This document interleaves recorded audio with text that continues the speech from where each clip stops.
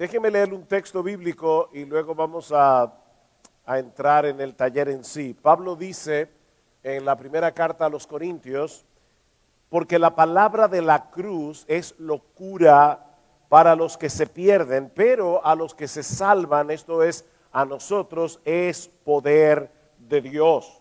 Pues está escrito, destruiré la sabiduría de los sabios, desecharé el entendimiento de los entendidos. ¿Dónde está el sabio? ¿Dónde está el escriba? ¿Dónde está el disputador de este siglo? ¿No ha enloquecido Dios la sabiduría del mundo? Pues ya que en la sabiduría de Dios el mundo no conoció a Dios mediante la sabiduría, agradó a Dios salvar a los creyentes por la locura de la predicación. Porque los judíos piden señales, los griegos buscan sabiduría, pero nosotros predicamos a Cristo crucificado. Pablo se presenta a sí mismo como un predicador y el contenido de su predicación es Cristo. Es de eso que vamos a hablar en esta mañana. Y quería decir, porque veo algunas hermanas aquí, tal vez algunos de ustedes no son pastores y predicadores, esta clase no es solo para predicadores. Yo creo que nosotros tenemos que aprender a leer la Biblia y encontrarnos con Cristo en ella, pero haciendo una exégesis correcta del texto bíblico, para que no hagamos aterrizajes forzosos en el Calvario. Bien, vamos a orar. Padre, queremos darte muchas gracias por darnos esta oportunidad de estar aquí hoy, de poder enseñar esta clase. Te rogamos, oh Señor, que tú nos asistas por medio de la obra de tu Espíritu. Danos de tu gracia. Solo tú sabes, oh Señor, lo débiles que somos y cuánto te necesitamos. Bendice a nuestros hermanos mientras escuchan, bendíceme a mí mientras hablo. Pero al final de todo, Señor, que Jesús sea exaltado en esta mañana, porque te lo pedimos en su nombre. Amén y amén. Hace unos años yo fui a predicar a Colombia, a un lugar que se llama Villavicencio. Y yo estaba en Bogotá y los hermanos muy amablemente prefirieron que en vez de nosotros ir en avión desde Bogotá hasta Villavicencio, que vayamos en una minivan. El viaje de Bogotá a Villavicencio es súper hermoso. Se ven muchas montañas, es precioso y eso es lo que los hermanos querían compartir con nosotros. Pero es un viaje un tanto peligroso. Pasaba por precipicios, curvas muy cerradas, túneles. Me acuerdo que en una ocasión tuvimos que estar en un túnel y entonces venía un camión tanque de gas y nosotros tuvimos que pegarnos lo más posible a la pared del túnel para que el camión tanque no nos arrollara. Yo, gracias al Señor, estoy seguro de mi salvación, pero realmente, de verdad, que en un momento pensamos que íbamos a morir en el viaje. Bueno, esto viene a colación porque la Biblia es un viaje. Si alguien me hubiera preguntado en Bogotá, ¿para dónde vas? Yo hubiera dicho a Villavicencio. Si alguien me hubiera preguntado en medio del túnel que tuvimos que pasar, ¿para dónde van? Para Villavicencio. Si alguien me hubiera preguntado casi llegando, vamos para Villavicencio. Pero imagínense por un momento que mi esposa y yo hubiéramos tomado fotos del viaje, fotos de las montañas, fotos de los precipicios, y alguien me hubiera preguntado, ¿de qué es esa foto? Y yo le digo, de Villavicencio, hubiera estado equivocado. Nosotros íbamos hacia Villavicencio, pero el viaje tenía muchos escenarios diferentes. La Biblia es un viaje, y es un viaje hacia Jesús, pero cuidado, en ese viaje te vas a encontrar con muchas cosas, y no todo es Jesús. ¿Ven? El viaje termina en Jesús, pero no todo es Jesús. Así que no traten de sacar a Jesús de todos los versículos de la Biblia, porque Jesús no está en todos los versículos de la Biblia. Hay un autor que se llama Christopher Wright, y por cierto, 2 de sus libros que yo sepa están escritos sobre este tema, están traducidos al español. Uno se llama Descubriendo a Jesús en el Antiguo Testamento, el otro se llama Predicando a Jesús, creo, desde el Antiguo Testamento. Y él dice lo siguiente, escuchen esto.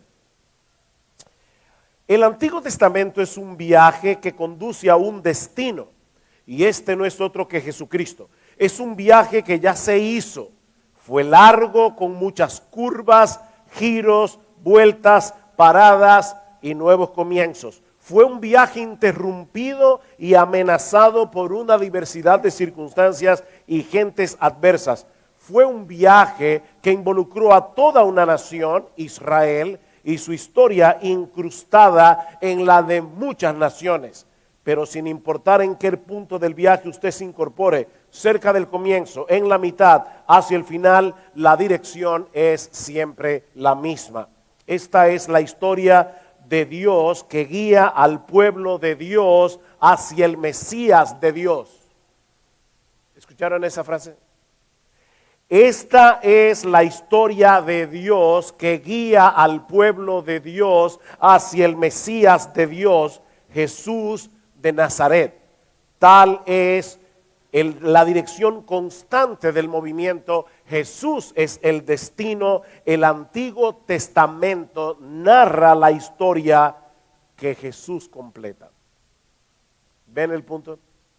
Ok, con esto en mente yo quiero ahora, por favor, que vayan en sus Biblias a Primera de Pedro, capítulo 1, versículos 10 al 12. Primera de Pedro, capítulo 1, versículos 10 al 12. Escuchen lo que dice aquí el apóstol Pedro. Dice, los profetas que profetizaron de la gracia destinada a vosotros inquirieron y diligentemente indagaron acerca de esta salvación. Pedro viene hablando de la salvación desde el versículo 1 hasta el versículo 9, escudriñando qué persona y qué tiempo indicaba el Espíritu de Cristo que estaba en ellos, el cual anunciaba de antemano los sufrimientos de Cristo y las glorias que vendrían tras ellos. A estos se les reveló que no para sí mismos, sino para nosotros, administraban las cosas que ahora os son anunciadas por los que han predicado el Evangelio en el Espíritu Santo enviado del cielo, cosas en las cuales anhelan mirar los ángeles. Ok, ahí hay 5 cosas que Pedro dice acerca de la revelación del Mesías en el Antiguo Testamento. ¿Cuáles son? Vamos a ver. Recuerden, esto es un taller, es una clase, así que vamos a ver. Hay 5 cosas que Pedro dice que los profetas del Antiguo Testamento sabían del Mesías y que hablaron del Mesías.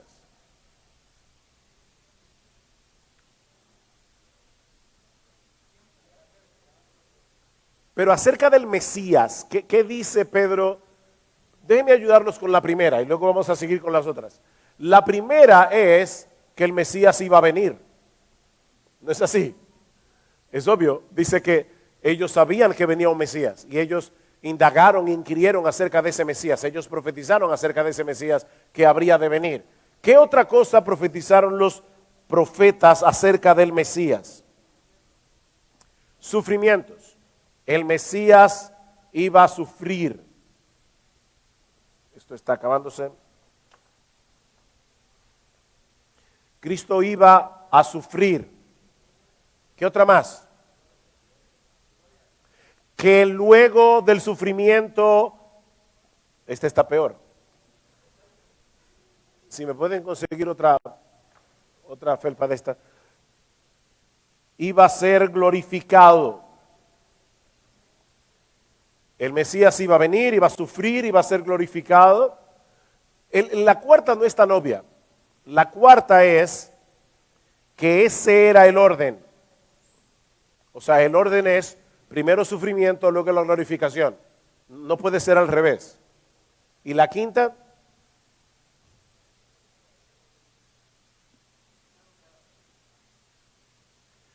sería anunciado. Vamos a decir que esa sea la sexta. Sería anunciado por medio del Evangelio. O sea, somos nosotros, gracias, los que anunciamos la venida del Mesías. Pero hay una quinta acá Y la quinta es que a ellos se les reveló que estaban hablando de esa gracia para nosotros. O sea que esa gracia era para nosotros, no para ellos. O sea, la historia completa, ellos no la iban a ver. Como ustedes pueden ver, mis hermanos, los profetas del Antiguo Testamento, los santos del Antiguo Testamento, tenían más conocimiento del Mesías de lo que nosotros presuponemos. Ellos entendían, hay cosas que ellos no sabían. De hecho, me puedo imaginar al mismo Isaías tratando de entender lo que él escribió en el capítulo 53. Ellos inquirieron, diligentemente indagaron acerca de esta salvación. Está perfecto porque ahora pueden ver la pizarra todos acá. Gracias. Pero ellos sabían del Mesías, ellos hablaron del Mesías, ellos profetizaron del Mesías.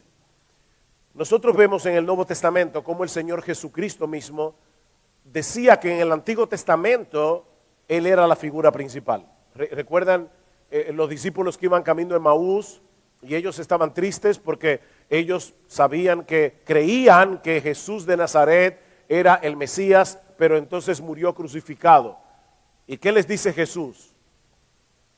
Lucas 24:25. Oh insensatos y tardos de corazón para creer lo que yo les había dicho.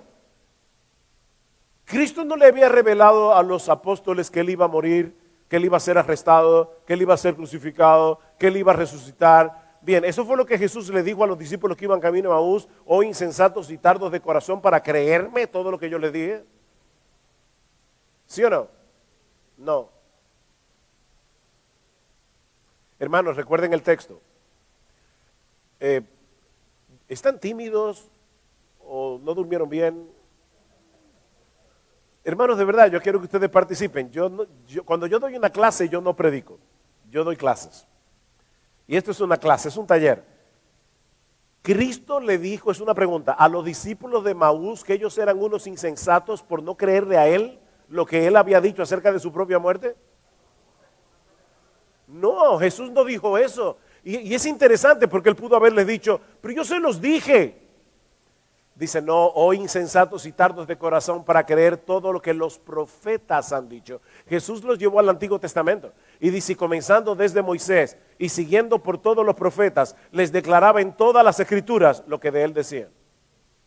En Juan capítulo 5, el Señor le dice a los judíos: escudriñad las escrituras porque a vosotros os parece que en ellas tenéis la vida eterna y ellas son las que dan testimonio de mí. Y más adelante, si le creyeran a Moisés, me creerían a mí, porque fue de mí que escribió él. Así que vemos a Pedro diciendo, los profetas profetizaron de esta gracia. Vemos a Jesús diciendo, ¿por qué no le creyeron a los profetas?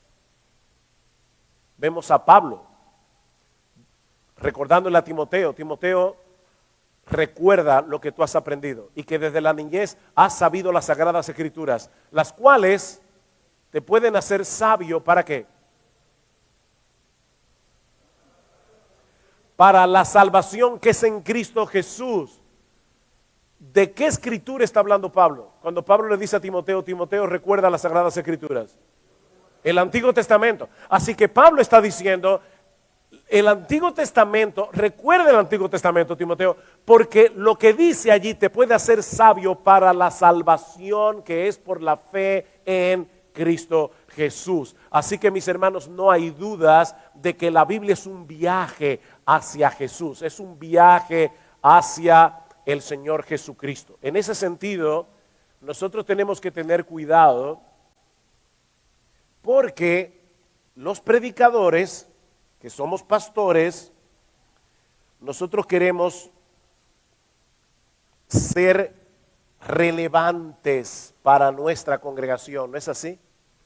Entonces todos los lunes, como decía el hermano Scott, tú te pasas la semana entera preparando un sermón, llega el domingo, predicas el sermón y vuelve el lunes y ya estás en cero otra vez. Es por eso que la tarea del predicador es una tarea ardua. Ahora, déjenme darles una nota de ánimo, hermanos. todos aquellos que son predicadores aquí. Decía Chapman, un famoso predicador australiano, que los años más duros de un predicador son los primeros 50 años. Así que hay esperanza. Son los primeros 50. Después de ahí, ok, miren cuál es nuestro problema. Nosotros tenemos nuestro texto, ¿verdad? Y tenemos nuestra audiencia hoy. Y tú estás allí con tu texto y comienzas a pensar en la hermana Juanita que está lidiando con un hijo rebelde. Estás pensando en la familia Rodríguez que ha perdido a un familiar por causa del COVID. Estás pensando en Francisco, tiene 3 meses sin trabajo. Y tú te preguntas, ¿cómo yo puedo alentar a la hermana Juanita, ser relevante para esta familia Rodríguez, ayudar a Francisco que está desempleado? ¿Cómo yo puedo ser relevante predicando mi texto de tal manera que le diga algo a mi congregación? ¿Es eso noble? Claro que sí. Tú le estás predicando a personas. Tú no estás en un aula de clases enseñando la Biblia en el aire. Nosotros queremos hablarle a la gente. El peligro está en ir del texto a nuestra audiencia sin hacer primero un trabajo, el trabajo del predicador. Y ese trabajo comienza haciéndote una pregunta. La primera pregunta es, ¿qué dice mi texto a ellos entonces? Recuerda que la Biblia no se escribió a nosotros. La Biblia se escribió para nosotros, pero no a nosotros. Por ejemplo, voy a hacer una pregunta sumamente profunda. Yo espero que ustedes estén bien despiertos. ¿A quién se le escribió la primera carta de Pablo a los Corintios? A los Corintios, wow. Ustedes están bien despiertos. Eso es profundo. La primera carta de Pablo a los Corintios no se escribió a la iglesia Casa de Dios, no se escribió a Iglesia Bíblica del Señor Jesucristo en República Dominicana. La primera carta de Pablo a los Corintios se escribió a los Corintios. Por lo tanto, para tú poder entender el texto correctamente, tienes que preguntarte qué estaba pasando en Corinto para que Pablo tuviera que escribirles todo un capítulo acerca de la resurrección. ¿Verdad? ¿Por qué? 1 Corintios 15. ¿O por qué Pablo tiene que escribir un capítulo larguísimo acerca del matrimonio en 1 Corintios 7? ¿O por qué Pablo tiene que hablar tan ampliamente acerca de las divisiones en los capítulos 1, 2 y 3? ¿Por qué? ¿Qué estaba pasando en Corinto? Y entonces después tú vas a poder seguir haciendo tu estudio del pasaje. Esto es lo que se llama hacer una exégesis.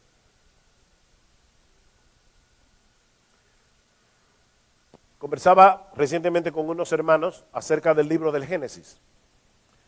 Ok, ¿a quién se escribió el libro de Génesis? ¿A quién? Al pueblo de Israel. ¿En qué circunstancia? En el desierto, camino hacia la tierra prometida. Estos israelitas habían estado cautivos, habían sido esclavos en Egipto ¿por cuántos años? Por 430 años. Yo tengo que leer Génesis teniendo en mente los lectores originales. Y voy a descubrir muchas cosas. Por ejemplo, ¿por qué Moisés escribe en Génesis 1 que Dios hizo 2 grandes lumbreras? Una para iluminar durante la noche, otra para alumbrar durante el día. ¿Por qué no dijo el sol y la luna? ¿Había una palabra hebrea para sol? ¿Había una palabra hebrea para luna? ¿Por qué 2 grandes lumbreras? Porque los egipcios adoraban al sol y a la luna. Así que Moisés les está diciendo en otras palabras, óigame, esos son 2 lumbreras, no son 2 dioses que el Señor puso ahí en el cielo para darle luz. Eso es todo. ¿Por qué Moisés insiste en los versículos 26 al 28, inspirado por el Espíritu Santo, que el hombre fue hecho a la imagen y semejanza de Dios? ¿Qué creían los egipcios acerca del faraón? Que era Dios. Y del hijo de faraón, el hijo de Dios. Y ahora Moisés les está diciendo, ¿saben qué? Todos nosotros, hombres y mujeres comunes y corrientes, fuimos creados a la imagen y semejanza de Dios. Para ti, para mí, eso es una enseñanza muy sabida. Pero para ellos que durante 430 años estuvieron escuchando que Faraón era Dios y que su hijo era divino, era increíble, era emocionante pensar que todos nosotros fuimos hechos a la imagen de Dios. Entonces yo tengo que leer Génesis con los ojos de un judío que acaba de salir de Egipto después de 430 años de esclavitud. ¿Qué le estaba diciendo Dios a ellos entonces? ¿Ven el punto? Ok. Ese es el trabajo de exégesis. Pero ahora ya yo sé que, ¿verdad? Se dijo a ellos entonces. Algunos cometen el error de decir, bueno, ya yo estoy preparado para hablarle a nuestra audiencia ahora. No, todavía no estás preparado. Porque si tú vas de ellos entonces a nosotros ahora, es muy probable que termines moralizando con las escrituras. Tomando los ejemplos de las escrituras y diciendo, ven, así es que nosotros debemos comportarnos en el día de hoy. Recuerden que la Biblia es un viaje, y es un viaje hacia Jesús. Por ejemplo, ¿recuerdan lo que pasó en Génesis luego que Dios llama a Abraham y Abraham llega a Egipto con Sara, su mujer? ¿Qué pasó? Faraón se lo de Sara y la hace pasar por su, era media hermana, pero el punto es que Abraham mintió. Bien, si yo estoy predicando de ese texto y quiero decir a mis hermanos lo malo que es la mentira, pero yo puedo tomar esto y decir, miren, Abraham mintió y miren lo que pasó. Que por estar mintiendo puso a Sara en riesgo. Pregunta, ¿está ese pasaje ahí para mostrarnos que no debemos mentir? ¿Cuál fue la intención del Espíritu Santo? Es que nosotros saquemos, yo puedo decir definitivamente y usar ese texto como un ejemplo, que la mentira es un problema. La mentira no me saca de un problema, me puede meter en 1000 problemas. Pero ¿cuál es la razón de por qué ese texto está ahí? La Biblia no hace ningún juicio de valor acerca de lo que hizo Abraham, increíblemente. Ese texto está ahí para probar la fidelidad de Dios a su promesa. Dios protegió a Sara porque Dios había prometido que de la descendencia de Abraham iba a venir el Salvador del mundo. Y Dios te escribe la historia del Génesis para mostrarte que ninguno de los patriarcas fueron perfectos. Cometieron muchísimos problemas. Pero Dios es fiel. Ellos no siempre fueron fieles, pero Dios es fiel a su promesa. ¿A cuál promesa? Yo te daré un descendiente y de esa descendencia vendrá la bendición para todas las familias de la tierra. Estamos leyendo Génesis otra vez. De hecho, yo estoy leyendo Génesis en mi devocional ahora.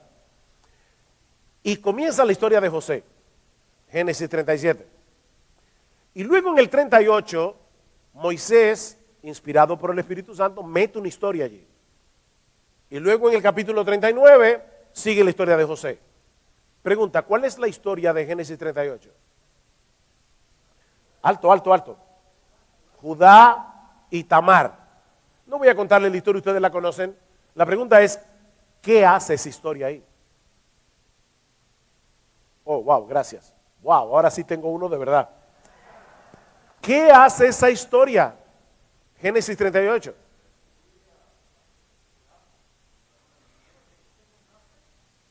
Judá es el héroe de la historia, es buena gente, buena onda, como dicen ustedes. O sea, Judá se portó bien en esa historia. No, para nada. Judá se acostó con su nuera. Pero de esa relación salió ¿quién? ¿Quién salió de ahí? ¿Recuerdan los nombres?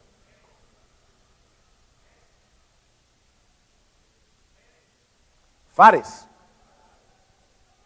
Bueno, este verde no. Estoy aquí probando los colores.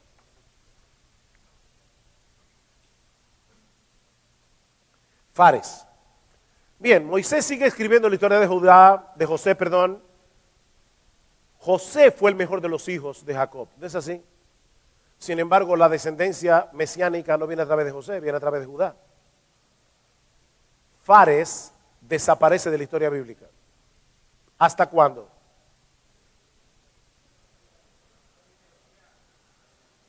¿Hasta dónde? ¿Pero dónde aparece esa genealogía? Bueno, sí, Mateo 1, pero hay una antes. En el libro de Ruth.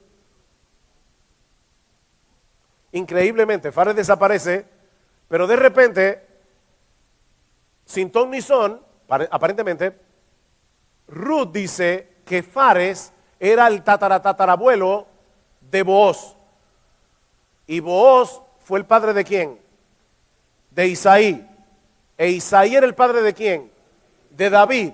Entonces, la historia en Génesis 38 está ahí simplemente para que nosotros sepamos que ese Fares que desaparece de la historia y del cual no sabemos absolutamente nada, era uno de los tatarabuelos de Jesucristo.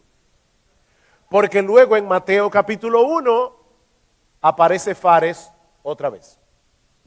Ven, hermanos, que la Biblia es un viaje y ese viaje nos guía hacia Jesús. La pregunta es, ¿cómo yo puedo predicar de Jesús o estoy leyendo mi Biblia y ver a Jesús en la Biblia sin torcer el significado del texto bíblico? Yo tengo que hacer una reflexión teológica. Yo tengo que hacer una reflexión teológica. Ven, hermanos, porque dice en 1 Timoteo 5:17, los ancianos que gobiernan bien sean tenidos por dignos de doble honor, mayormente los que trabajan en predicar y enseñar. La palabra griega ahí es copiao, es la misma palabra que aparece en el Apocalipsis capítulo 2, versículo 2, cuando Jesucristo le dice a la iglesia en Éfeso, yo conozco tu arduo trabajo y paciencia. Mis hermanos, predicar la palabra es un arduo trabajo que lleva horas. Porque yo tengo que primero hacer mi exégesis, ellos entonces, y luego hacer una reflexión teológica. Y la reflexión teológica son dos preguntas. Primera pregunta, ¿cómo mi texto me prepara para el Evangelio? ¿O cómo el Evangelio ahora arroja luz sobre mi texto? Eso es una reflexión teológica. ¿Algunos de ustedes vieron la película Sexto Sentido? Con Bruce Willis. ¿Quiénes vieron la película? Bien. Otra pregunta. ¿A cuántos de ustedes el director los engañó? Ok, yo no quiero hacer un spoiler, como dicen los americanos, de la película Sexto Sentido, pero se lo voy a hacer, lamentablemente. Cuando nosotros vemos la película hasta el final, es al final que nos damos cuenta que Bruce Willis estaba muerto desde el principio. Pero no lo sabemos hasta el final. Si tú vieras la película por segunda vez, ¿verdad que tú la reinterpretarías completamente de principio a fin? Porque ya tú sabes que Bruce Willis está muerto y que el niño está viendo un fantasma. Ya lo lamento los que no la vieron, ya no vale la pena. Pero el asunto es este, hermanos, nosotros no podemos predicar hoy la Biblia como si Jesucristo no hubiera venido. Ya nosotros sabemos que Cristo vino, ya nosotros sabemos que Él murió, que resucitó, que ascendió a los cielos. Ya nosotros podemos ver el Antiguo Testamento luego de haber hecho nuestro trabajo de exégesis, no lo olviden. Ellos entonces, ahora mi reflexión teológica, ¿cómo mi texto me prepara para el Evangelio? O cómo el Evangelio arroja luz sobre mi texto. Solo después de eso es que yo puedo venir a mi audiencia ahora y predicar apropiadamente acerca de Cristo. Y yo voy a mostrar en un momento cómo lo vamos a hacer, algunas estrategias, pero antes, nunca vayan del texto hacia Cristo sin haber hecho su trabajo de exégesis. Porque o van a espiritualizar el texto o van a torcer el significado del texto para que Cristo esté ahí. No, yo tengo que hacer primero mi exégesis, ellos entonces, luego la reflexión teológica y luego ese es el camino que los predicadores tenemos que recorrer cada semana. Otra pregunta. Estamos predicando del libro de los Jueces y llegamos al famoso capítulo donde la concubina de un levita fue violada hasta matarla. Es para mí uno de los capítulos más horribles de la Biblia. Luego el levita corta a la concubina en 12 pedazos. Pregunta, ¿dónde está Cristo en ese pasaje? ¿Cómo unimos Jueces 19 con el Evangelio? Bueno, a la concubina la partieron en 12 pedazos y eran 12 apóstoles. No, ese es el tipo de exégesis creativa que hacen algunos exégetas para meter a Cristo de alguna forma. No, ese pasaje está ahí para mostrarnos que el hombre sin gobierno se vuelve un monstruo. ¿Cuál es el estribillo que aparece en el libro de los Jueces desde el capítulo 17 hasta el final? En aquellos días no había rey en Israel, cada cual hacía lo que bien le parecía. ¿Cuál es el libro que le sigue a Jueces? Ok, esta pregunta tiene una trampa, porque el libro que le sigue a Jueces en nuestra Biblia es Ruth, pero no en la Biblia hebrea. En el orden hebreo, el libro que le sigue a Jueces es Primera de Samuel. Primera y Segunda de Samuel, porque es un solo libro en la Biblia hebrea. ¿Y qué nosotros vemos en el libro de Samuel? El establecimiento de la monarquía. Así que Jueces me está preparando para la monarquía. En aquellos días no había rey en Israel, cada cual hacía lo que bien le parecía. Necesitamos un rey. Bien, llega Primera de Samuel, Segunda de Samuel, la monarquía. ¿Quién era ese rey? ¿Saúl?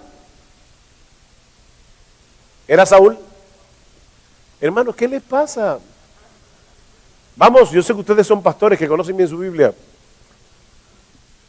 ¿Quién era ese rey? ¿Saúl? No era Saúl. ¿A qué? Era David. Era David, seguro.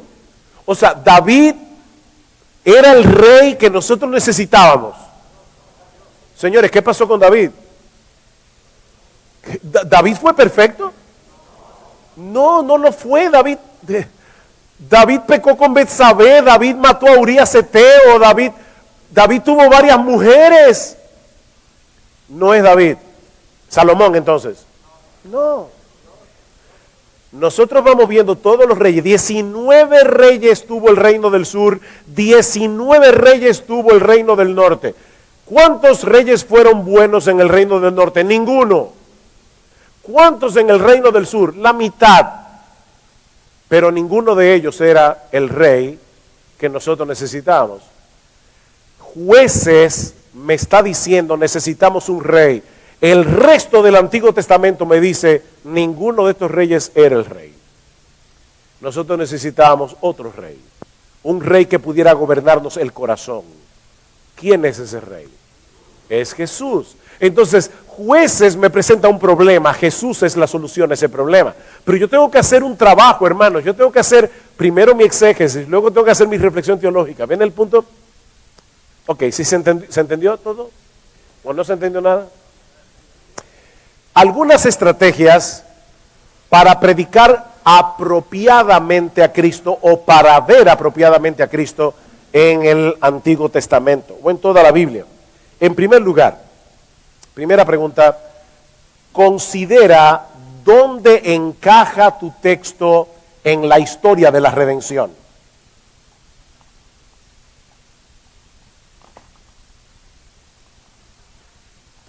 Considera dónde encaja tu texto en la historia de la redención. La Biblia es una historia de redención, pero esa historia tuvo varias etapas y yo tengo que ver dónde está mi texto para poder entender cómo yo puedo ver a Jesús en eso. Déjenme darles un ejemplo. Otra vez, hermanos, por favor, les ruego, respondan, que yo no quiero hablar solo aquí. Dios hizo un pacto con Abraham. ¿En qué capítulo de Génesis se encuentra ese pacto? En Génesis 2 está el llamamiento, pero no el pacto. En el capítulo 15. Así que en Génesis 15 tenemos el pacto.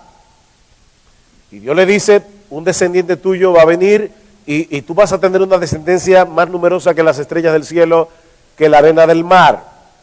Dios le dio a Abraham la circuncisión como señal de ese pacto. ¿En qué capítulo del Génesis? En el capítulo 17. ¿Qué quiere decir eso?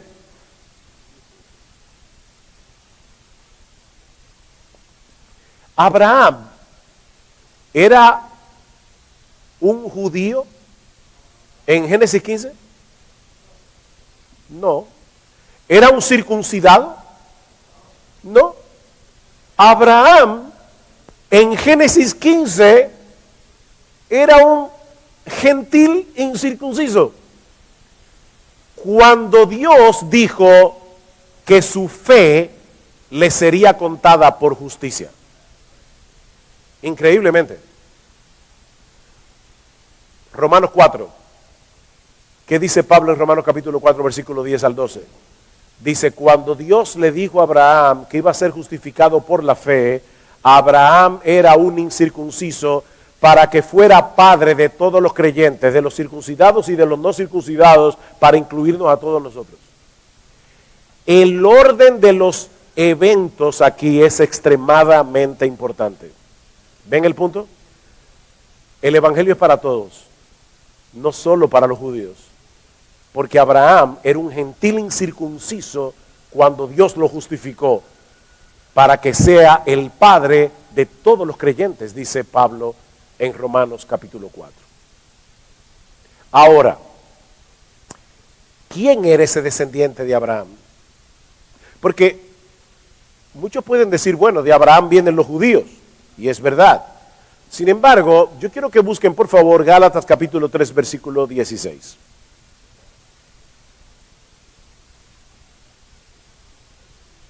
Gálatas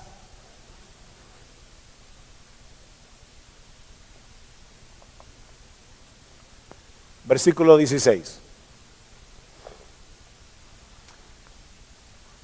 Por favor, alguien que responda. ¿A quiénes o a quién le fue dada esa promesa? En tu descendencia serán benditas todas las familias de la tierra. A su simiente. Y Pablo dice, no dice a sus simientes como si se tratase de muchos, sino a tu simiente o tu descendencia, la cual es Cristo. Así que ahora tenemos lo siguiente. Esta promesa fue dada a Abraham y a su simiente, que es Cristo. Yo no estoy espiritualizando, ¿ven? Porque Mateo 1:1 dice, este es el libro de la genealogía de Jesucristo, hijo de Abraham, hijo de David. Ahora sigan leyendo los versículos 26 hasta el final de Gálatas 3. ¿Alguien lo puede leer en voz alta, por favor?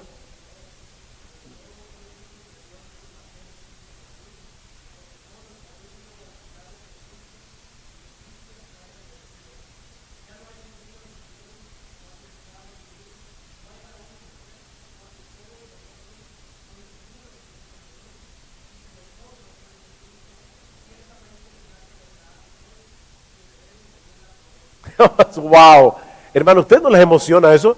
Nosotros estamos en Cristo, todos nosotros. No importa que tú seas dominicano, que tú seas mexicano, que tú seas peruano, nosotros todos estamos en Cristo, a quien se le dio la promesa. Por lo tanto, tú y yo somos herederos de Abraham, porque nosotros estamos en Cristo, que es el descendiente de Abraham. Entonces yo puedo tomar cualquier promesa del pacto del Antiguo Testamento y aplicarla a nosotros hoy, haciendo esta exégesis correcta, porque Cristo... ¿Me quedan 10 minutos? Acuérdense que yo empecé a la 1:30. No, pero si me quedan 10 minutos yo me adapto al tiempo, solamente para un recordatorio. No, de verdad, hermano, es una broma, yo me adapto. 10 minutos. 15, ok, le voy a regalar esos 15. Pero para mí es importante, hermanos, que podamos ver esto. Yo voy a saltar algunas cosas aquí, pero por otro lado, debemos considerar el cumplimiento de las profecías y promesas del Antiguo Testamento. La primera estrategia es ver dónde encaja mi texto en la historia redentora. La segunda estrategia es ver cómo se cumplen las promesas y las profecías del Antiguo Testamento en la persona de Jesús. Por ejemplo, estamos estudiando la Biblia y llegamos al Salmo 16. Es un salmo precioso, ¿verdad? Ahí es donde David escribe y dice: a Jehová he puesto siempre delante de mí, porque está a mi diestra, no seré conmovido, porque no dejarás a tu santo en el Hades, tu santo no verá corrupción. ¿Recuerdan ese salmo, verdad? Salmo 16, muy bien. Tú estás predicando del Salmo 16. ¿Cuál sería la idea central de tu predicación? Sí. Jehová es nuestra herencia, dice Jehová es mi herencia y mi copa, y es hermosa la heredad que me ha tocado, dice David. Y es como si los levitas, ¿verdad?, que no tenían herencia en la tierra que les tocó fue Jehová. Y dice: wow, qué hermosa es la heredad que me ha tocado. Eso es una. ¿Qué otra más? ¿Qué otra forma tú predicarías del Salmo 16? Recuerden que me quedan 10 minutos. La resurrección de Cristo. El Salmo 16 de lo que habla es de la resurrección de Jesús. ¿Estamos nosotros espiritualizando el texto? No. ¿Qué dice Pedro el día de Pentecostés cuando le tocó predicar el primer sermón acerca de la iglesia? Pedro cita el Salmo 16. Y escuchen ahora lo que dice: varones hermanos, se os puede decir libremente del patriarca David, que murió y fue sepultado, y su sepulcro está con nosotros hasta el día de hoy. Pero siendo profeta y sabiendo que con juramento Dios le había jurado que de su descendencia en cuanto a la carne levantaría al Cristo para que se sentase en su trono, viéndolo antes, habló de la resurrección de Cristo, que su alma no fue dejada en el Hades, ni su carne vio corrupción. Entonces, ¿cuál es el tema del Salmo 16? La resurrección del Señor Jesucristo. ¿Y cómo lo sabemos? Lo podríamos sacar del mismo texto, sin hechos. ¿Por qué? Porque David se pudrió en la tumba. Por lo tanto, ese texto no puede estar hablando de David. Ven, si yo me quedara solamente en el Salmo 16 y no tuviera Hechos 2, yo debería saber que era imposible que ese texto se refiriera a David, porque David sí se pudrió en la tumba. Así que esa promesa tiene que ser para otro. Y ahora Pedro, inspirado por el Espíritu Santo, nos dice: claro que sí. David mismo entendió que esa promesa no era para él. David entendió que estaba hablando de Jesucristo, que se iba a sentar en su trono. ¿Ven? Yo debo ver el cumplimiento, promesa, cumplimiento, promesa. Tercero, considera la tipología. Y aquí estoy pisando un terreno peligroso, porque hay personas que ven tipos de Cristo en todas partes. ¿Qué es un tipo? Escuchen cómo lo define un teólogo. Él dice: un tipo son personas, instituciones y eventos del Antiguo Testamento que son considerados como modelos o representaciones divinas de realidades correspondientes en la historia de la salvación en el Nuevo Testamento. Por ejemplo, ¿alguno de ustedes me puede decir una persona que haya sido verdaderamente un tipo de Cristo? José, Moisés, Melquisedec. Judá no es un tipo de Cristo. Judá es el ascendiente de Cristo, pero no un tipo. Pero nosotros vemos en la Biblia claramente en el Nuevo Testamento, por ejemplo, que Moisés era un tipo de Cristo, como profeta. Profeta como yo os levantará Dios, y a este oiréis. Y ese profeta es Jesús. Una institución que sea un tipo de Cristo. Todos los sacrificios del Antiguo Testamento apuntaban hacia Jesús. Él es el Cordero de Dios que quita el pecado del mundo. ¿Alguna fiesta del Antiguo Testamento? La Pascua. Cristo, vuestra Pascua, ya fue sacrificado por vosotros. Primera a los Corintios, capítulo 5. Ven, son tipos de Cristo, tipos de Cristo. Lo vemos porque el Nuevo Testamento, recuerden que en la reflexión teológica yo debo preguntarme cómo ahora, con la luz que yo tengo del Nuevo Testamento, yo puedo interpretar mi texto en el Antiguo. Otro tipo de Cristo fue la serpiente que Moisés levantó en el desierto. Lo sabemos por qué. Porque Jesús lo dijo, así como Moisés levantó la serpiente en el desierto, así es necesario que el Hijo del Hombre sea levantado para que todo aquel que en él cree no se pierda, mas tenga vida eterna. Ahora, hermanos, seamos honestos. ¿Por qué razón en ese famoso episodio de las serpientes que mordían a los israelitas en el Antiguo Testamento, por qué Dios le dijo a Moisés, hazte una serpiente de bronce? La serpiente es un animal maldito. ¿Por qué Dios no le dijo, Moisés, hazte un cordero de bronce? ¿Verdad que hubiera sido más apropiado para simbolizar a Jesús, un cordero? ¿Por qué una serpiente? Porque Cristo fue hecho maldición por nosotros en la cruz. Así que tenía que ser un animal maldito para poder ser un verdadero tipo de Cristo, el cual fue hecho maldición por nosotros en la cruz del Calvario. Gálatas capítulo 3, versículo 10. Hermanos, lamentablemente el tiempo se ha ido. Yo soy obediente. Quedan varias estrategias que podemos usar, pero la veremos no sé cuándo. Pero por ahora, lo importante para mí es dejar esto en vuestras mentes. La Biblia es un viaje. El destino de ese viaje es Jesús. Pero Jesús no aparece en cada árbol, en cada montaña, en cada valle de ese viaje. No es así que vemos a Jesús. Yo tengo que hacer una reflexión teológica para poder llegar de mi texto a Jesús.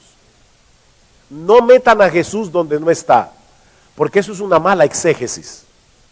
Y me hace perder las sutilezas que Dios quiso mostrarme en las Escrituras, porque Dios me habla de muchas cosas en la Biblia. Dios nos habla de la Trinidad, Dios nos habla del pecado, Dios nos habla de un montón de cosas, de normas éticas. Así que no metan a Jesús donde no está. Pero mis hermanos, como veremos esta tarde en la predicación de la palabra, nosotros tenemos, nuestra tarea como pastores es mostrar a nuestra gente que Jesucristo es precioso, para que ellos sean admiradores, apasionados de Jesús. Pero háganlo correctamente, no haciendo aterrizajes forzosos en el Calvario. Si eso está claro, yo me siento satisfecho.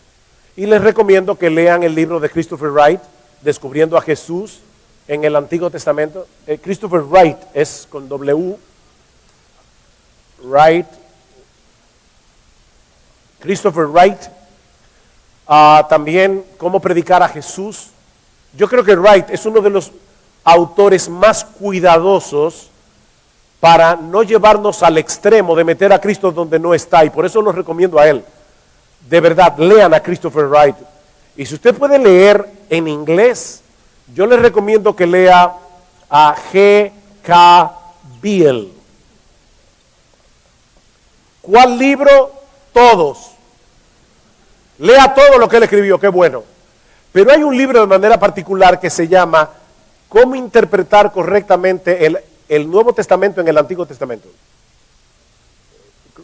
Yo no me recuerdo cómo se titula el libro, pero es algo así. Pero el tiempo se me fue, hermanos. Gracias por vuestra atención. Vamos a orar.